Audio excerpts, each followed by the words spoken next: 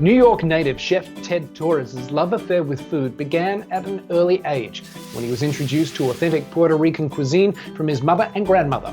Torres kept those traditions alive when he moved to Pennsylvania to pursue his career in culinary arts. It all began when I was 19 years old. I was living in New York and I had no direction and I just needed a fresh start. So that's when I moved to Philadelphia and I went to the restaurant school. The rest is history. In 2013, he competed against 3 other chefs on the Food Network's cooking competition series, Chef Wanted with Anne Burrell. The prize, a coveted executive chef position at New York City's famed Victor's Cafe. And that was a great experience. It was really fun time. And I like the competition too.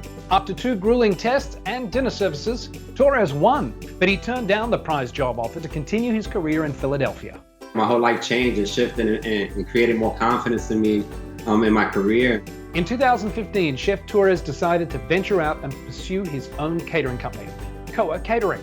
You know, after maybe 20 years of working for somebody else, I felt it was time to challenge myself. I reached a point in my career that I was executive chef, but then you're not really pushing yourself, where I decided to open up Koa Catering. When the coronavirus pandemic spread through the United States, Ted's catering company struggled to stay afloat. I'm used to doing weddings, events, big things for 200 people, and I don't think that's going to happen anytime soon. COVID-19 shut down the whole industry. I know that things are, uncertain.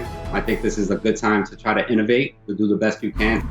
Today, we're going to be making Pan-Seared Branzino, served with roasted asparagus, some sweet plantains, and a tropical Creole sauce. I have 2 beautiful fillets of Branzino. Show it a little bit of love. I have asparagus. Toss it with a little bit of oil, salt and pepper. And then toss it. And then put it in the oven. I preheated my oven to 350 degrees. I put the fillet down. And I push it away.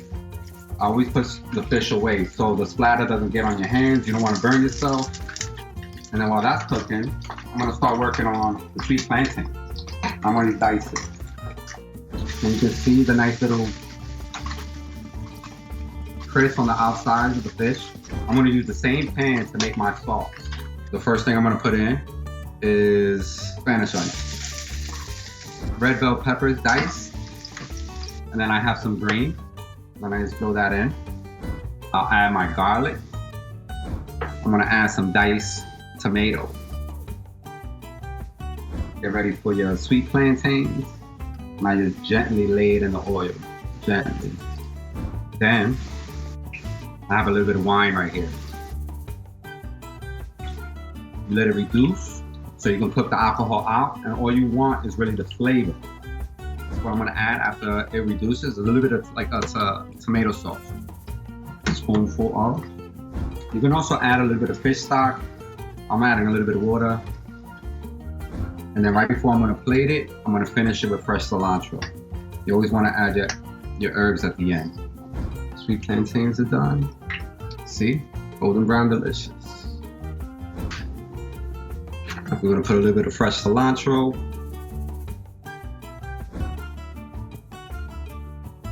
There you have it, folks.